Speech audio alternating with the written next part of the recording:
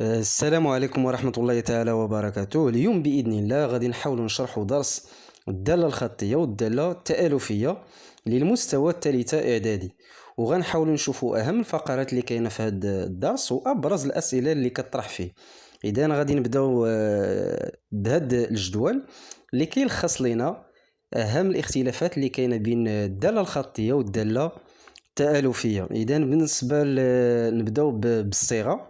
بالنسبة للدالة الخطية، الصيغة ديالها كتكتب على هذا الشكل: اف ل اكس كتساوي ا اكس، بحيث هاد ا هو المعامل ديال هاد الدالة وهو يعني عدد معلوم.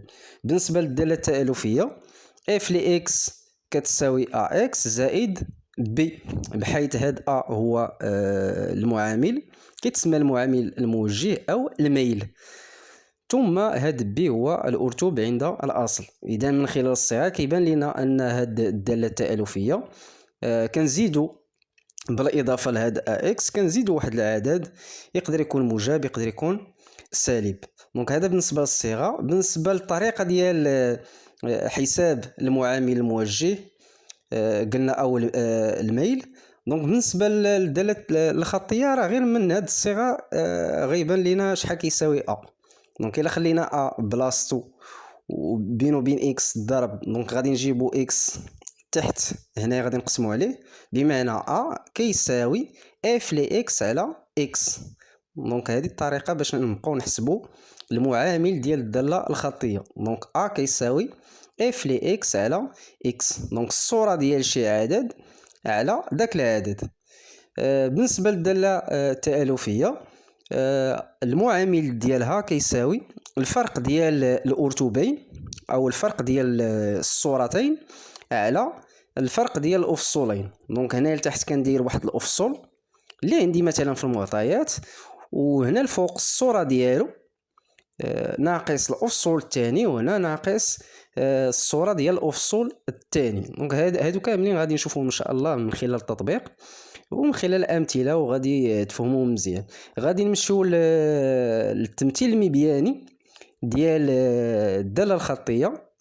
دونك بالنسبة للتمثيل المبياني ديال الدالة الخطية هو عبارة عن مستقيم يمر من أصل المعلم. دونك اللي تيميز التمثيل المبياني ديال الدالة الخطية مع التمثيل المبياني ديال الدالة التآلفية هو أن التمثيل المبياني ديال الدالة الخطية دائما يمر من أصل المعلم. دونك هذا المستقيم دائما في الدالة الخطية دايز من هذا الأصل ديال هذا المعلم هذا، وتيبقى يعني يقدر يكون طالع الفوق أو نزل تحت. اللي أساسي هو أنه دايز من هذه النقطة هذه. بالنسبة للتمثيل المبياني ديال الدالة التآلفية فهو قلنا دائما عندنا واحد زائد بي، وهاد بي قلنا قبيله انه كيتسمى الأرتوب عند الاصل. دونك من خلال المبيان فين هو هاد بي؟ هو هاد، يعني فين كيتقاطع هاد المستقيم مع محور الاراتب، وهذا المحور كيتسمى محور الاراتب او بين قوسين محور ديال الصور. يعني الصور تيكونوا دائما هنايا والافاصيل تيكونوا هنايا. دونك بالنسبه لهاد واحد هذا هو بي. دونك هاد بي هذا هو هنايا. دونك الا كان مثلا كيتقاطع مع هنايا غادي يولي بي هو جوج، كان هنايا مثلا غيولي ناقص واحد الى غير ذلك. دونك مثلا بالنسبه للداله الخطيه كيتقاطع مع في زيرو، داكشي علاش هنايا كنزيدو زيرو او ما كنديروهاش، لان الداله الخطيه واحد الحاله خاصه ديال الداله التآلفيه. على اي اذا غادي نمروا للتطبيق الاول واللي خاص بالدالة الخطية. إذا النص ديال التطبيق كما مبين هنا. بالنسبة لإف دالة خطية بحيث إف لجوج كتساوي 8. دونك الصورة ديال جوج هي 8، يعني هاد جوج هي الأفصول والأرتوب ديالها هو 8. دونك هذا بالنسبة للمعطيات. السؤال الأول حدد معامل ديال الدالة اف، ثم غادي نكتبوا الصيغة ديالها. السؤال الثاني غادي نحاول نحسبوا الصورة ديال واحد جوج ديال الأعداد. ثم السؤال 3 العكس ديال السؤال جوج، يعني هنا تعطيونا الصورة وحنا خاصنا نلقاو داك العدد اللي الصورة ديالو هي 12. وآخر سؤال هو إنشاء ديال واحد التمثيل مبياني ديال هاد الدالة هادي. إذا بالنسبة للسؤال واحد معامل ديال الدالة اف عندنا دالة خطية. اذا حنا شفنا قبيله الطريقة ديال الحساب ديال معامل ديال الدالة. دونك كندير كيساوي اف لي اكس على اكس. دونك كنديروا الصورة ديال شي عدد على داك العدد وتمشي هنا للمعطيات. دونك هنا راه عطاونا الصورة ديال جوج كتساوي 8. دونك غادي ندير الصورة ديال جوج على جوج. دونك هنا راه اكس هنا جوج. دونك الصورة ديال جوج على جوج. عاد هاد اف لي جوج كنعوضها بهاد 8 هادي اللي كتساويها، لان اف لي جوج كتساوي 8. دونك هي 8 على جوج وتنحسب 8 على جوج هي 4. اذا هاد المعامل ديال هاد الدالة هو العدد 4. اذا بالنسبة للصيغة ديالها اشنو كدير هاد الدالة هادي؟ اف لي اكس كتساوي 4 اكس.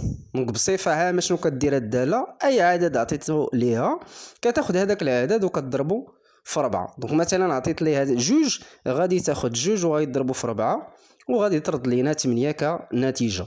اذا هذا بالنسبة للسؤال الاول. بالنسبة للسؤال الثاني اللي هو خاص بالصورة ديال هاد العددين. اذا بالنسبة للصورة ديال العدد 5 يكفي فقط هادو من بين الاسئله اللي كيتعاودوا بزاف سواء في الفروض المحروسه او ايضا في الامتحانات الجهويه. دونك هنا راه من اسهل الاسئله اللي عندكم. يكفي فقط هاد اكس تعوضوا بهاد العدد اللي عطاكم هنا. مثلا بغينا الصوره ديال 5، يكفي فقط انك تاخذ هاد اكس ودير بلاصتو 5 وتحسب. دونك غادي ندير اف لي 5 كيساوي 4 ضرب 5، لان هنا راه كاين الضرب.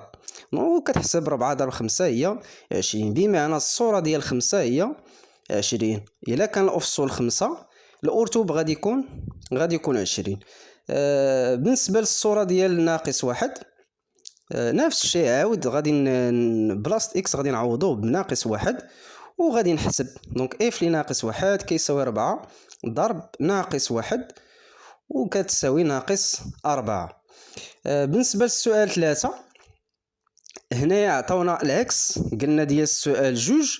دونك هنا عطاونا الصورة وحنا يعني بحال عطاونا 20 وحنا خاصنا نلقاو هاد 5 هادي، او مثلا عطاونا ناقص 4 وحنا خاصنا نلقاو هاد ناقص 1 يعني العكس. دونك هنا عطاونا 12 كنتيجة وحنا خاصنا نقلبوا على داك العدد اللي الصورة ديالو هي 12. دونك هنا عوض ما تعوض اكس كما درنا هنا عوضنا اكس بهاد الاعداد، دابا غادي نعوضوا هذه كامله. يعني غادي دير بلاصه اف لي اكس كلها هي اللي كتساوي 12 هذه. دونك اف لي اكس كلها كتساوي 12، يعني الصوره ديال هذاك العدد هي اللي كتساوي 12. و اف لي اكس كتساوي 12. اف لي اكس شنو هو التعبير ديالها؟ هو 4 اكس. اذا غادي ندير بلاصه اف لي اكس 4 اكس بمعنى هذاك العدد، لان اي عدد باش نحسب الصوره ديالو كنضربو في 4. هادشي اللي كدير الداله هادي. باش نحسب مثلا الصوره ديال 5 كناخذ 5 وكنضربها في 4 وكنلقى 20. دونك اشنا هو هذا العدد اللي غادي نضرب انا في 4 وغيعطي ليا 12؟ هذا هو السؤال، اشنا هو هذا العدد. دونك هذه معادله من الدرجه الاولى بمجهول واحد. غادي نحتفظ بالمجاهيل من الطرف وغادي نحولها ضربه لهاد الجهه. غيتولي اكس كتساوي 12 على 4 ونحسب. دونك 12 على 4 هي 3. دونك اشنا هو هذا العدد اللي الصوره ديالو هي 12؟ هو العدد 3. وبامكانك مثلا انك تجرب دير، يكفي فقط دير هنايا بلاصه اكس دير 3 وغادي تلقى 3 ضرب 4 هي 12. اذا الصوره ديال 3 هي 12. هذا بالنسبه للسؤال 3. غادي نمروا للتمثيل المبياني ديال الداله اف. هنا بالنسبه للتمثيل المبياني ديال الداله اف يكفي فقط تكون عندنا غير واحد الصوره، يعني ناخذ فقط شي عدد شي افصول والصوره ديالو الارتوب ديالو.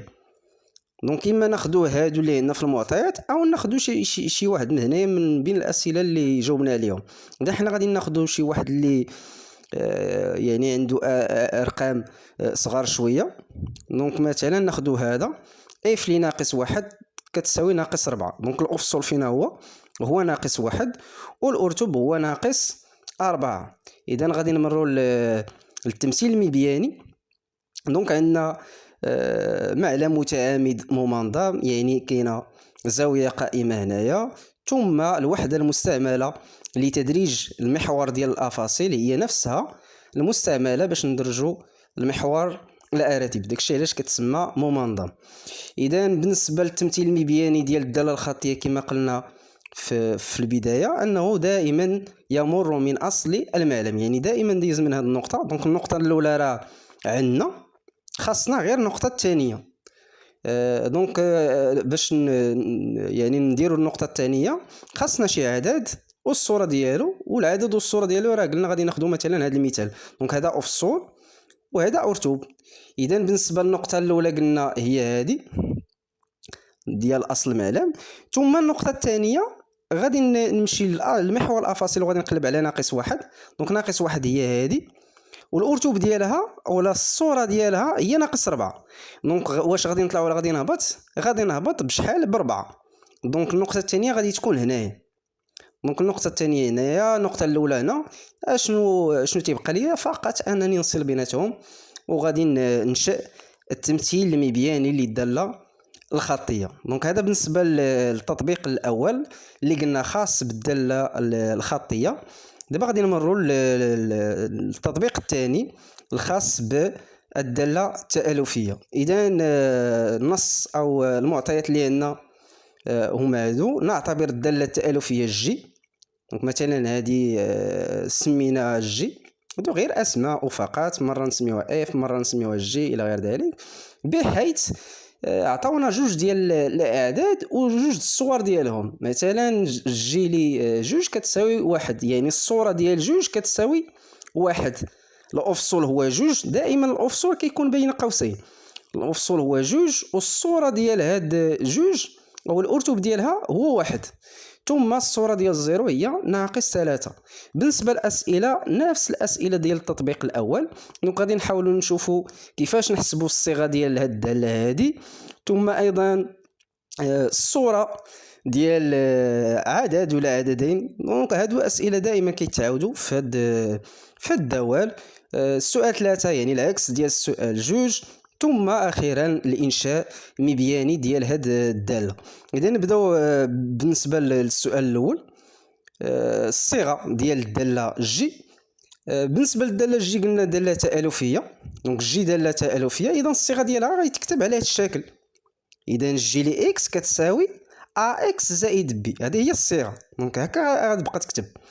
دونك اي عدد عطينا عليها في المرحله الاولى غادي تضربوا في واحد المعامل، ثم غادي تزيد واحد بي. دونك حنا ملزمون اننا نحسبوا هاد ا، ثم نحددوا هاد بي شحال هو. دونك هادو خاصهم في الاخر يكونوا اعداد معلومه. دونك غادي نديروا المرحله الاولى او الخطوه الاولى اللي هي تحديد ا، يعني المعامل الموجه ديال هاد الداله هذه او كيتسمى الميل ديالها. دونك مادام انها داله تالفيه حنا شفنا الطريقه كيفاش كنحسبوا. كنديروا ا كيساوي الفرق ديال الارتوبين على الفرق ديال الافصولين او الفرق ديال الصورتين. دونك هنا كنجيبوا هادو فقط من المعطيات.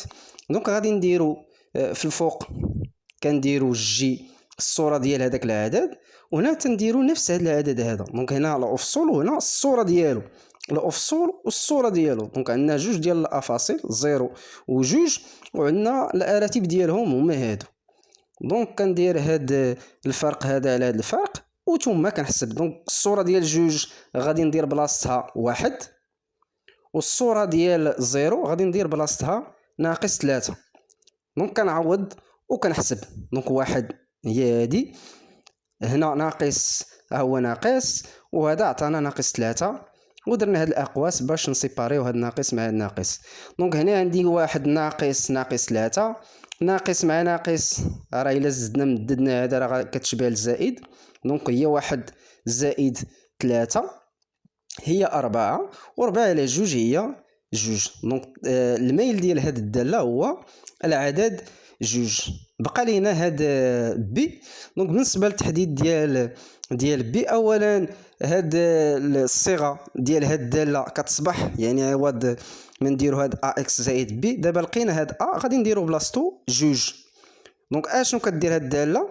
كنعطيها واحد العدد، في الخطوه الاولى كتضربو في جوج ثم كتزيد هذاك بي. انا بغيت هاد العدد هذا شحال هو. دونك هذه بصفه عامه غادي نمشي غادي نعوض هاد اكس هذا بشي عدد هنا اما زيرو اما جوج. دونك الا كتلاحظوا راه اكس هنايا بين قوسين، دونك غادي نعوضوا اما بزيرو اما بجوج. ويستحسن دائما نختاروا هاد الزيرو. علاش؟ لان كيسهل علينا الحساب. اذا غادي ندير بلاصه اكس زيرو فيما كاين اكس هنايا غادي ندير بلاصتو زيرو. دونك غادي تكون عندنا جي لي زيرو كتساوي جوج ضرب زيرو زائد بي. دونك اكس عوضناه بزيرو وهنا ايضا عوضناه بزيرو ثم كنحسب. دونك جوج ضرب زيرو غتعطينا زيرو، جي لي زيرو هي راه ناقص 3. دونك غادي ندير ناقص 3 بلاصتها هنا كتساوي زيرو زائد بي، يعني ان بي كتساوي ناقص 3. بطبيعة الحال بي راه بحال درنا على هاد الجي بحال هنايا لاساسي هو اننا نوصلوا القيمه ديالها. دونك بي كتساوي ناقص 3 وقبيله لقينا ا كتساوي جوج. اذا الصيغه ديال هاد الداله بلاصه ا غادي ندير هاد جوج وبلاصه هاد زائد بي غادي ندير ناقص 3. اذا الصيغه ديال هاد الداله اشنو كدير بصفه عامه؟ كنعطيها واحد العدد كتاخذ هذاك العدد كتضربه في جوج ثم كتنقص 3. هذا بالنسبه للسؤال الاول. دونك غادي نمروا للسؤال الكلاسيك اللي دائما كيتعاود اللي هو حساب الصور ديال هاد جوج ديال الاعداد.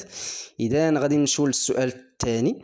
بطبيعه الحال دائما بالنسبه لهذا السؤال او هذا السؤال هذا راه كنخدموا على هاد الصيغه هذه. اذا بالنسبه للسؤال الثاني الصوره ديال العدد 4 كما شفنا في التطبيق الاول يكفي فقط هذا العدد اللي هو 4 انك اكس انك تعوضه ب4 بهذاك العدد اللي بغيتي تحسب الصوره ديالو. كدير بلاصه اكس 4 وهنا عاود غدير 4 وكتحسب. دونك غادي تولي هنا جوج ضرب 4 ناقص 3. دونك هنا عندك الضرب وعندك الطرح، الاسبقيه للضرب غدير جوج ضرب 4 هي 8 ناقص 3 هي 5. اذا الصوره ديال 4 هي العدد 5. دونك الا كان الافصل هو 4 الارتب غادي يكون 5. ونفس الطريقه بالنسبه لواحد على جوج. دونك غادي نعاود بين قوسين غادي ندير واحد على جوج بلاصه فيما كاين اكس غادي ندير بلاصتو واحد على جوج، يعني غير كنعوض وصافي. غادي نحصل على هاد الشكل هذا. جي لي واحد على جوج كتساوي جوج ضرب واحد على جوج ناقص 3. دونك هنا عندنا الضرب جوج ضرب واحد على جوج كنختزل بجوج لان عندي غير الضرب قسمه. دونك غادي نختزل بجوج غتبقى ليا واحد ناقص 3 هي ناقص جوج. اذا الصوره ديال واحد على جوج هي ناقص جوج. هذا بالنسبه للسؤال الثاني تنظن انه بسيط. بالنسبه للسؤال 3 الفرق بينه وبين السؤال واحد نتوما باش تعقلوا عليه. السؤال الثاني السؤال الثاني هنا كتعوض اكس بهذا العدد اللي عطاوكم، والسؤال 3 هنا راه قال لك حدد العدد اللي الصوره ديالو، يعني راه بحال الا عطاك هنا وقال لك انت قلب على هادو. دونك هنا عوض ما تعوض اكس غادي تعوض هذا كامل، يعني بلاصه هاد جي لي اكس كلها غديرها كتساوي ناقص واحد، يعني جي لي اكس كلها اللي كتساوي ناقص واحد. دونك بالنسبه للسؤال 3 العدد الذي صورته ناقص واحد غادي نديرو جي لي اكس كلها كتساوي ناقص واحد، يعني الصوره ديال داك العدد هي اللي كتساوي ناقص واحد، وجي لي اكس هي جوج اكس ناقص 3. دونك غادي نحصل على معادله من الدرجه الاولى بمجهولين واحد اللي هو اكس. غادي ندير مجاهيل في طرف ومعالم في طرف. دونك جوج اكس غتبقى في هاد الطرف ناقص 3 بين قوسين بحال غتمشي لهاد الجهه تولي زائد 3. هو في الحقيقه راه تنحيدوها هنا وتنحيدوها هنايا. دونك نتوما باش تعقلوا عليها هي كتمشي هنا كتولي زائد. دونك هنا ناقص دابا بحال مشي دينا لها الطرف ولات زائد 3 ناقص واحد زائد 3 خسرتي واحد وربحتي 3 يعني غتولي جوج. دونك جوج اكس كتساوي جوج، يعني اكس كيساوي جوج على جوج اللي هي واحد. دونك لقينا اكس هو واحد، بمعنى العدد اللي الصوره ديالو هي ناقص واحد هي واحد. ويمكن لك مثلا تجربها الا درتي واحد هنايا راه النتيجه اللي غتخرج لك خاصها تكون ناقص واحد. دونك نجربوها واحد هنايا، يعني غيدير واحد هنا، واحد ضرب جوج هي جوج، جوج ناقص 3 هي ناقص واحد. دونك هذا بالنسبه للسؤال 3. نمشيو لاخر سؤال اللي هو التمثيل المبياني ديال هاد الداله. اذا بالنسبه للتمثيل المبياني ديال الداله تآلفيه جي في واحد المعلم متعامد ممنظم، هنا بالنسبه للداله تآلفيه هنا كنحتاجوا لجوج ديال النقاط. علاش؟ لانها ما دايزاش هنايا، وبالتالي النقطه الاولى راه ما عندناش. اذا هنا غادي نحتاجوا لجوج ديال النقاط. جوج النقاط فين غادي نجيبهم؟ غادي نجيبهم فقط في دوك المعطيات اللي عندنا. دونك المعطيات راه عندنا هاد جوج هادو في المعطيات في الفوق. عندنا الصوره ديال 0 هي ناقص 3، وعندنا الصوره ديال جوج هي 1. بطبيعه الحال بهاد الداله هادي هنا فين هما الافاصيل وفين هما الاراتب. الافاصيل دائما قلنا راه تيكونوا داخل الاقواس. الافصول هنا هو 0 والارتوب ديالو هو ناقص 3. اذا النقطه الاولى هنا راه بلا ما تسميها، الافصول ديالها هو 0 والارتوب ديالها هو ناقص 3. دونك اول حاجه انت غادير غتقلب على هذا الزيرو هذا في محور افاصيل، نسى عليك هذا. دونك غادي تقلب عليه هنا فين كاين. دونك 0 هو هذا، تيبقى لك واش غادي يطلع ولا غادي تهبط. دونك ناقص 3 يعني غادي تهبط ب3. دونك النقطه الاولى غادي تكون هنايا. بالنسبه للنقطه الثانيه اللي هي ذات احداثيات 2 1، يعني الافصول ديالها هو 2 والصوره ديالو هي 1. دونك غادي نقلبوا عاوتاني كخطوه الاولى على هاد 2 في محور الافاصيل فين هو 2 هو هذا. واش غادي نطلع ولا غادي نهبط؟ غادي نطلع ب1. دونك النقطه الثانيه هي هذه. دونك اشنو تيبقى لينا من بعد ما حصلنا على هاد جوج ديال النقاط؟ يكفي فقط اننا نصلوا بيناتهم وغادي نشكلوا هاد المستقيم اللي قلنا هو التمثيل المبياني ديال الداله التآلفيه اللي سميناها في هاد التطبيق جي. إذا إلى هنا نصل إلى نهاية هذا الدرس. شكرا على حسن المتابعة وإلى اللقاء.